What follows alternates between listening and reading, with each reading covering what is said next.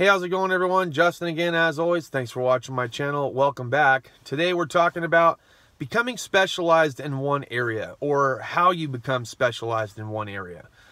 Now, you don't always have the option of which area that you go into, but there are certain things that you can do to lead up to that might push you down that direction or that specific path. I'll give you a few, for instances, both the independent shop and the dealership, on how that exactly works and what you can do to kind of, prepare yourself or set yourself up for success if there's exactly one area that you want to go into specifically.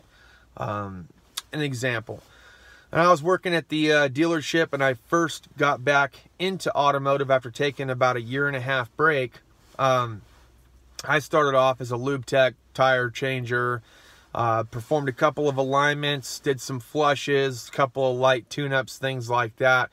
My shop foreman found out very quickly that I was more comfortable around the engine bay, just doing tune-ups and light repairs. So he kind of gradually moved me more and more to R&Ring engines. So my first engine job, I ended up doing 1 month after being at the dealership. Big surprise to me too. And it was a Traverse set engine. I think it was a Dodge Avenger, if I remember correctly. It was a Dodge Avenger that I pulled the engine on, and I had taken a lot of unnecessary things off at the time because I was unfamiliar with the car lineup at that point in time. I was used to working on American Muscle, and I had not worked on anything modern to pull engines out like that before. But it really didn't take me all that long, even still, to pull the engine out. And I found out real quick certain things that I didn't have to take off, and was able to get around that the next job that came in the following month. So because I did that so efficiently and the quality of work was there, he just kept pushing me more and more down the heavy line track. Started R&Ring transmissions. Somebody else would rebuild them, and I'd put them back in, or we'd get a replacement one from like Jasper's Transmissions or from the manufacturer itself, and I would put them in after, installing and removing and so forth. And he found out at that point in time that with Traverse set engines, I did the transmissions rather quickly using a floor jack that I had brought to work from Harbor Freight. I think that jack held me up for about a year before it finally gave out, and then the shop ended up buying one because I was so proficient at changing out those transmissions. So that's kind of how I got on track with like my developmental. Now they sent me to other classes, of course. I dabbled a little bit with diagnostic work because I think they were testing me to see how well I did or did not do, rather. And I didn't find the answers as quickly as somebody else, and it was taking me a little bit longer than the one of the other techs that were in the shop. So I didn't really do a lot of diag work. I did a lot of, compression tests and leak down tests and spark tests and things like that, but I didn't do a lot of electrical hunting like using a DVLM. Very few diagnostic things that I did using a scan tool. I did actuate certain things like fuel pumps and convertible tops and things like that, but really wasn't very proficient at it, so they never really made that like an area of interest. I never became specialized in that particular area. But they have classes that the dealership will send you to make you better, and you'll better understand the system that you're working with. Now, at the independent shop, it's a little bit different. It depends on what your background is, where you came from, what you know how to do, and what your proficiencies already are, that will determine where you're specialized or where you're placed at the independent shop. I'll give you a for instance. My buddy Shane at the independent shop really knows his way around the steering, suspension, front chassis, things like that. He's very proficient at it. He came from a tire lube shop that did a lot of alignments and a lot of brake jobs, so he's very proficient at it. He can get like a 9 or 10 hour job done in as little as 3 to 4 hours. So he's very proficient at it. So that's his area of expertise, and that's what he specializes in. As a result, that's pretty much the work that he loves to do and continues to do here at the independent shop. He has a lot of tools to cover a lot of that too, which also help. We'll get into like buying tools for the specialized area that you're in a little bit later on, but just know that's how it's kind of gauged at the independent shop.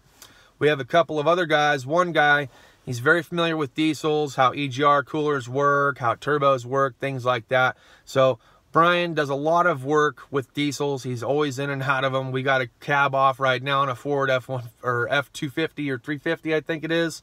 And he's just now wrapping up another job on a separate Ford F250 or 350. So he's doing a lot with diesels, a lot. But that's his area of specialty. He knows how to diagnose the problem. He's very good using the Power Probe 3 and scan tools and things like that, and how to actuate certain things that he needs to get the job done. We have another guy, Martin. He does all the interior work, and he specializes in Ford because Ford was his background. That he came from a Ford dealership. As a result, he works on a lot of the Ford cars, trucks, and SUVs that come into the shop that have drivability or diagnostic problems. When the shop owner is too busy to do them, Martin does them, and he's really proficient at it. So the guy's been doing it for a very long time. I don't dare tell you how long he's been doing it for. He's just one of our older guys in the shop, I'll say that. He's very seasoned veteran in this industry. As for myself, because I have a Chrysler background, I do a lot of some of the heavy line stuff with the Chrysler products that come in. So like I'm doing the cylinder head on the 4.0 that you guys saw. I've done them on 3.7s that have come in. Haven't done too much with PT Cruisers, never got into it too much. Kind of started to help out on one of them, and it went wrong, and I'll tell you what happened later. But anyways, Martin ended up taking over because he's very familiar with the PT Cruiser and how to set up timing and all that other stuff. But that's pretty much my area of specialty, is working on Jeeps, and I'm very familiar with working around them and doing cylinder head jobs and engine work and transmissions and things like that. So those are the areas that I kind of graduate towards. So outside of just doing oil changes and some light maintenance work, water pumps, radiators, tune-ups, things like that, slowly but surely they're working me back into the heavy line track, and I am starting to do some heavier projects like removing the transmission out of a Ford Ranger, pulling the engines out of a Ford Ranger, pulled the cylinder head off this Jeep, and then I got a Chevy 1500 that I'm getting ready to pull the engine out of it. So I'm slowly but surely, gradually working my way back into heavy line, but on different manufacturers. So that's kind of cool. It's a new learning experience for me.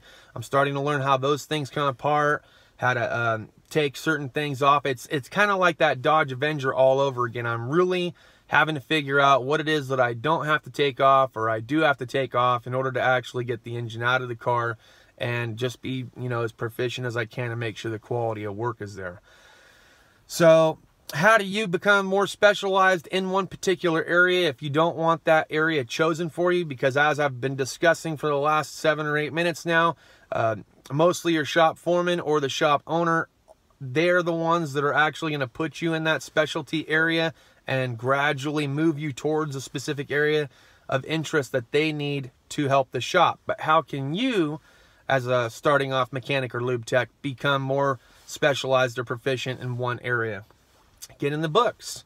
You can always get into the books. You can get on YouTube, watch a few videos, get involved a little bit on the side, maybe get your side hustle on, start taking on some small side projects.